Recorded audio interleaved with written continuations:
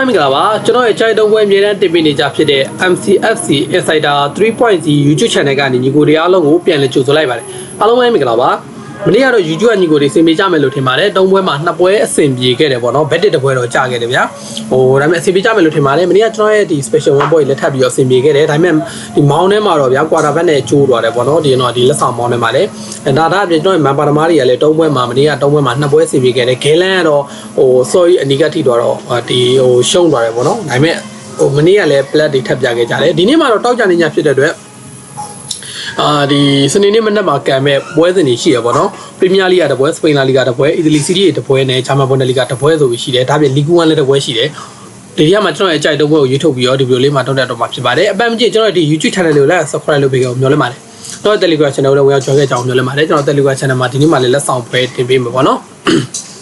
ဒီတော့တွားလိုက်အောင်ဗျာပထမဆုံးပွဲအနေနဲ့ကတော့ကျွန်တော်ဒီနေ့ရွေးချက်ထားတဲ့တုံးပွဲရပေါ့နော်ပထမဆုံးပွဲအနေနဲ့ကတော့အီတလီစီးရီးရဲ့ပွဲဖြစ်တဲ့ AC Milan နဲ့ Venezia ပွဲလေးကိုရွေးချက်ထားပါတယ်ဒုတိယပွဲကတော့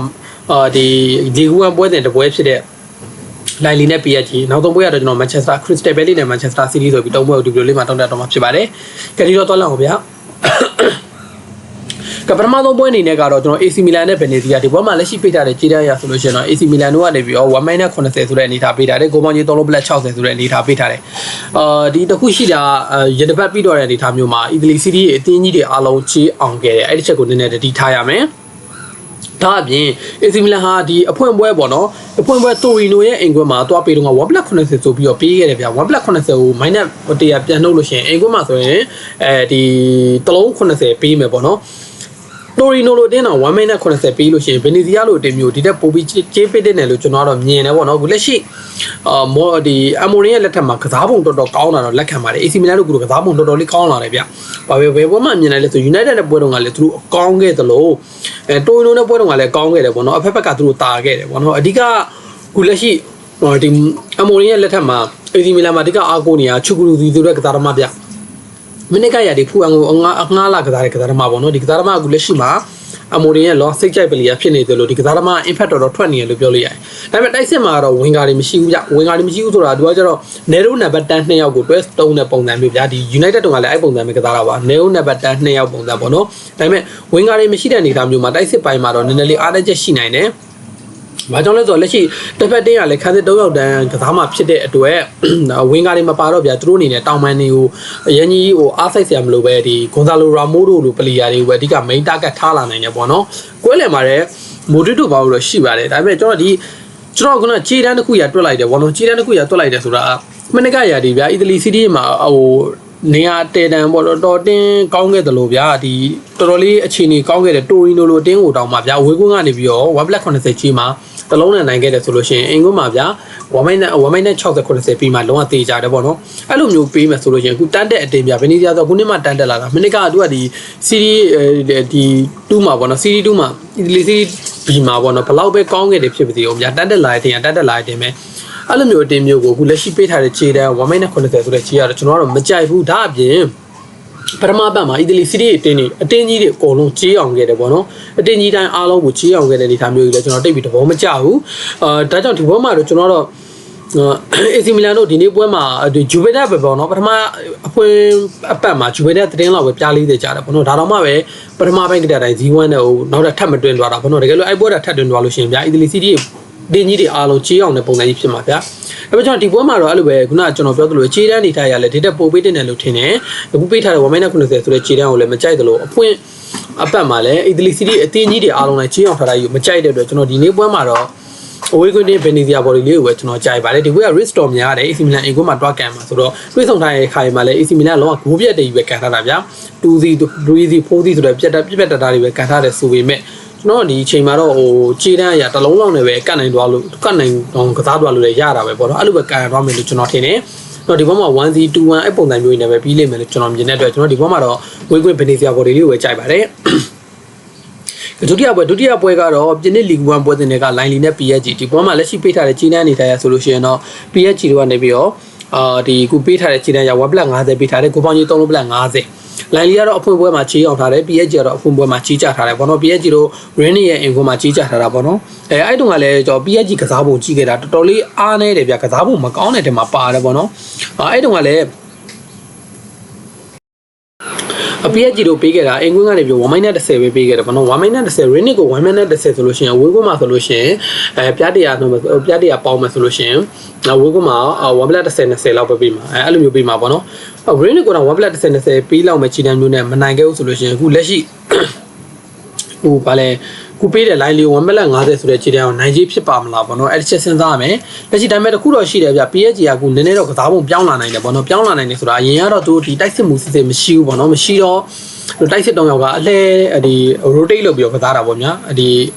တိုက်စစ်ကဆိုလို့ရှိရင်ကဗလီယာတို့အဲ့နောက်ကျဒန်ဘီလီတို့ပြီးရင်တော့ဒူရေးတို့ကအလှည့်ကျကစားတာပေါ့နော်ဒီနံပါတ်9နေရာကိုဝင်ပြီးတော့တယောက်တစ်လက်ဒီ rotate လုပ်ပြီးကစားတဲ့အနေကမြင်ရတယ်ခုတော့ Ferran Torres ရောက်လာဆိုတော့ Ferran Torres ရဲ့နေရာကတော့မူပိုင်နေနဲ့နံပါတ်9နေရာမှာရှိမှာဆိုတော့အဓိကဒီနေ့မှာဆိုလို့ရှိရင် Ferran Torres ကိုလုံးဝစားပေးကြမလားပေါ့နော်အဲ့ဒါလည်းတစ်ချက်ရှိမယ်ဒါပေမဲ့ line လေးဘက်ကလည်းညံ့မနေဘူးဗျ line လေးမှာဆိုလို့ရှိရင်လည်းတိုက်ဆက်ကဂီရိုဥဆောင်တယ်ပေါ့နော်တော်တော်လေးကောင်းတယ်မနစ်ကရာဒီကလည်းဟို PSG တို့ဒီ line လေးအိမ်ကွင်းမှာဆိုမနိုင်ခဲ့ဘူးဗျ1-1မဲ့တီကန်နိုင်ခဲ့တယ်လို့နောက်ဆုံးနှစ်ဒီမှာကြည့်မှဆိုလို့ရှိရင် line လေးအိမ်ကွင်းတော်ကန်နိုင် PSG တို့နည်းနည်းလေးဟိုအနိုင်ယူခက်တဲ့ထဲမှာပါတယ်ဒါပေမဲ့ကျွန်တော်ဒီနေ့မှာတော့ PSG တို့အဖွင့်ပွဲလေးရှုံးထားတယ်ပေါ့နော်အဖွင့်ပွဲလေးရှုံးထားတယ်ဒီနေ့ပွဲမှာလည်းဟိုဒီနေ့ပွဲမှာတော့အကောင်းဆုံးပြင်ဆင်လာလိမ့်မယ်လို့ကျွန်တော်တော့မြင်တယ်ဒါအပြင်ဒီဟာတွေပြီးတော့လို့ရှိရင်ချန်ပီယံလိတွေလည်းလာတော့မှာပေါ့နော်ချန်ပီယံလိပွဲတွေမလာခင်အမှတ်တွေဒီသူရဲ့ဒီလီဂူ1မှာအမှတ်တွေစုထားဖို့လိုအပ်တယ်ပေါ့နော်မနစ်ကရတဲ့ PSG ကသူတို့ရဲ့လီပါအလုပ်တော်တော်လေးလုပ်တဲ့အတင်းလို့ပြောလို့ရတယ်မနစ်ကသူတို့ရဲ့လီဂူ1ပွဲတွေမှာတီတလုံးနဲ့နိုင်တယ်အဲ့လိုတွေပဲကန်လာကြတာဗျာဒါပေမဲ့ဒီနေ့မှာတော့ကျွန်တော်တော့အနိုင်ကန်သွားလိမ့်မယ်လို့ကျွန်တော်ထင်တယ်ဒီပွဲကိုတော့ကျွန်တော် PSG body ကိုပဲကြိုက်တယ်ခြေတန်းအရာ PSG မနေတင်မှုဆိုရင်ပဲကျွန်တော် PSG တို့တလုံးနဲ့တော့နာကန်လိုက်မယ်လို့ကျွန်တော်မြင်တယ်နှစ်ပွဲဆက်ကြီးသူတို့တေမကြနိုင်သလိုဒီပွဲယာဒီဆာနှစ်ပွဲလုံးမှာတပွဲတပွဲရှုံးဆိုလည်းမဖြစ်နိုင်ဘူးလို့ကျွန်တော်မြင်တယ်ဒီပွဲမှာကျွန်တော် PSG တို့တလုံးလောက်နဲ့ကန်နိုင်တော့မယ်လို့ကျွန်တော်ထင်တယ်တလုံးနိုင်ကို90လောက်ရမှာဆိုတော့မစိုးလာဘူးပေါ့နော်ကျွန်တော်ဒီပွဲမှာ PSG body ကိုပဲကျွန်တော်ကြိုက်ပါတယ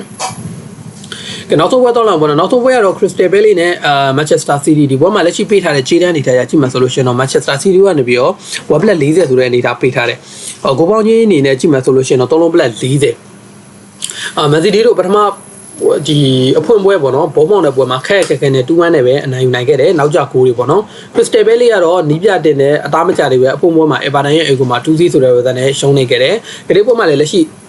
Palace ဘက်မှာအားနည်းချက်ရှိတာကခန်းသေးကစားသမားတွေလာခရော်လည်းမရှိတော့ဘူးပေါ့နော်လာခရော်လည်းမရှိတော့တဲ့အနေအထားမျိုးပါအားနည်းချက်တော့ရှိနိုင်တယ်ဒါအပြင်တိုက်စစ်မှာဆိုလို့ရှိရင်လည်းအာကိုရတဲ့မီလန်ဆာကလည်း injury ဖြစ်နေရပါတော့အဲ့ဒါကတော့တော်တော်လေးအားနည်းချက်အနေနဲ့တော့ရှိနိုင်တယ်ဗျဒီဘက်က Manchester City ကတော့ခေါ်ရဖြစ်ထားတဲ့ဒီနေ့မှာဆိုလို့ရှိရင်တော့ဘူဒီဆိုတဲ့ဒီမော်ရိုကိုကစားသမားလေးပေါ့နော်ကစားသမားလေးကဒီနေ့ပွဲမှာပေါဝင်လာမှလုံးဝတေချာတာပေါ့နော်အာယူဘူအာဒီပေါ့နော်အာယူဘူအာဒီကဒီနေ့ပွဲမှာပေါဝင်လာမတေချာတယ်ဒါအပြင်တိုက်စစ်ပိုင်းမှာဆိုလို့ရှိရင်လည်းဒီနေ့မှာ6ကီလိုပါတော့ပေါဝင်လာလို့ရှိနေတဲ့အနေအထားမျိုးမှာပဲလေးတို့အိမ်ကွန်းမှာဟိုအများကြီးလုတ်ပြန်နိုင်မှုတော့ထပ်ပြီးခက်ခဲလိမ့်မယ်လို့ကျွန်တော်ထင်တယ်ဒါအပြင်နီးပြတဲကလည်းဗျာဟိုပရီးမီးယားလိမှာသားကြအောင်တဲ့အချိန်ယူအောင်မယ်လို့ကျွန်တော်ထင်တယ်မနစ်ကတော့လန်တင်းကိုအကောင်းဆုံးအနေအထားတွေရအောင်လုတ်ပြခဲ့တဲ့နီးပြဆိုပေမဲ့ပရီးမီးယားလိကတော့မတူဘူးဗျာသူတို့လီဂူ1နေလောက်ကြီးလွယ်နေမှာမဟုတ်ဘူးဗျာပရီးမီးယားလိမှာသားကြအောင်ဆိုတော့အနည်းဆုံးအချိန်တော့ပေးရမယ်သူပြန်ကောင်းလာမယ်ဆိုတော့ယာဒီကွက်လောက်ဘာလောက်မှသူ့ရဲ့ပုံမှန်အရင်ချင်းစစ်ကိုမြင်ရမယ်လို့ကျွန်တော်ထင်တယ်ဒီနေ့ပွဲမှာလည်း Manchester City တို့1+40ပေးထားတယ်ဆိုပေမဲ့ကျွန်တော် Manchester City body ကိုပဲကြိုက်တယ်Manchester City တို့နောက်ဆုံးကန်ခဲ့တဲ့ဘုံမောင်တဲ့ပွဲတုန်းကလည်းအခွင့်အရေးတွေအများကြီးတုံးမချနိုင်ခဲ့လို့ဒီလောက်ခက်ခဲခဲ့တာဗျ။ဟောဘာကြောင့်လဲဆိုတော့ညီကိုတွေပွဲကျဲလို့ဆိုတိမှာပေါ့နော်ပွဲကျဲတွင်ထဲမှာအခွင့်အရေးတွေအများကြီးရတယ်ပေါ့နော်အဲ့ဒါကိုဒီဟာလန်တို့လွဲချော်တာတွေအကူကြီးတို့လွဲချော်တာတွေရှိခဲ့လို့ကြောင့်အဲ့ပွဲခက်ခဲကစားခဲ့ရတာဒီနေ့ပွဲမှာလည်းဒီကြတာတစ်ခုက Manchester City တို့ရဲ့ဟိုလက်ရှိလူစေအစုပွဲတွေက Crystal Palace တို့ရဲ့ကူအားနဲ့နေတဲ့တိုက်စစ်ပိုင်းမှာအောက်ကိုရတဲ့ကစားသမားအမီလန်စားမပါတဲ့အနေအထားမျိုးမှာManchester City ရဲ့တိုက်စစ်ကိုတောက်ခံနိုင်မှုတော့မလွယ်လောက်ဘူးလို့ကျွန်တော်ထင်တယ်ဒီပွဲကိုတော့ကျွန်တော်တလုံးလုံးနဲ့တော့ကန်နိုင်သွားလိမ့်မယ်လို့ Manchester City ကိုတလုံးလုံးနဲ့တော့အနေဆုံးနန်အောင်ကန်သွားလိမ့်မယ်လို့ကျွန်တော်မြင်တဲ့အတွက်ဒီပွဲမှာလည်း Manchester City body ကိုပဲကျွန်တော်ကြိုက်ပါတယ်။ဘာကြောင့်လဲဆိုပထမအဖွင့်ပွဲတုန်းကလည်းကြီးမအောင်ခဲ့ဦးဗျာအင်္ဂုမှာကြီးမအောင်ခဲ့တယ်လို့နောက်ဆုံး Premier League ပွဲစဉ်တွေမှာဆိုလို့ရှိရင်ဒီယာဒီမကုံငင်ပေါ့နော်နောက်ဆုံးပွဲစဉ်တွေမှာလည်းဘုံမောက်နဲ့ Aston Villa တို့အဲ့မှာကြီးတွေစက်တိုက်ကြီးကြထားတာဗျာအဲ့လိုအနေထားမျိုးမှာခဏဒီပဲလီနဲ့ပွဲမှာတော့ကြီးအောင်ပြန်အောင်တင့်ပြီလို့ကျွန်တော်မြင်တဲ့အတွက်ဒီပွဲကိုလည်းကျွန်တော် Manchester City body ကိုပဲကြိုက်ပါတယ်ဟိုတစ်လုံးနဲ့နိုင်မလားနှလုံးနဲ့နိုင်မလားကြည့်ရမယ်ပွဲလို့ပဲကျွန်တော်မြင်ပါတယ်ပေါ့နော် ဒီနေ့မှာကျွန်တော်တုံးပွဲရွေးချယ်ထားတယ်အဲ့တုံးပွဲကတော့ကျွန်တော်ပထမဆုံးပွဲအနေနဲ့ကတော့ကျွန်တော် AC Milan နဲ့ Venezia မှာကျွန်တော်အဝေးကွင်း Venezia body လေးကိုကြိုက်ပါတယ် Line နဲ့ PSG မှာ PSG body ကိုကြိုက်ပြီးတော့နောက်ဆုံးပွဲဖြစ်တဲ့ Crystal Palace နဲ့ Manchester City မှာ Manchester City body ကိုကြိုက်ပါတယ်ဒီနေ့မှာကျွန်တော် special 1ကျွန်တော်ရဲ့ဒီ win rate ကောင်းနေရပါတော့ VR ဒီပြန်စကြတဲ့အတိုင်း19ပွဲမှာ18ပွဲဇက်နိုင်ထားတဲ့နှစ်ပွဲပဲကြာထားရဗျာကျွန်တော် special 1ပွဲဒီနေ့မှာလည်းထပ်တော့ဖို့ရှိပါတယ်စိတ်ဝင်စားရင်ကျွန်တော် Telegram channel ဝင်ရောက် join ပြီးတော့လောက်မင်းများဆက်သွယ်လို့ရပါတယ်အားလုံးပဲကျေးဇူးတင်ပါတယ်ဗျာနောက်ဗီဒီယိုလေးတွေမှာထပ်တွေ့ကြပါတော့